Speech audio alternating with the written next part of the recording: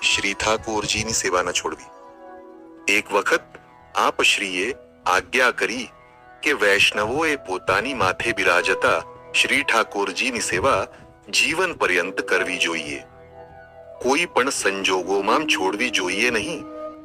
વૃદ્ધાવસ્થા આવે અને શરીર અશક્ત થાય, તેથી સેવા સારી રીતે ન થઈ શકે તો પણ શ્રી ઠાકોરજીને પરિશ્રમ પડશે એમ માનીને પણ સેવા છોડવી નહીં.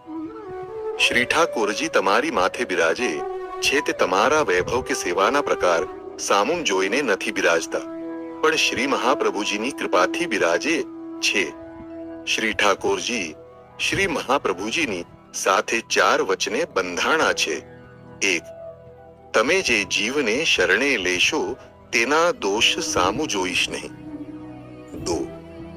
તે જીવનો કદાપી ત્યાગ કરીશ નહીં. 3. તમે જે વૈષ્ણવની માથે મને પધરાવશો તેને ત્યાં પધારીશ. 4. તે વૈષ્ણવ મને જે ધરશે તે આરોગીશ. આ રીતે શ્રી ઠાકોરજી તમારી માથે બિરાજે છે.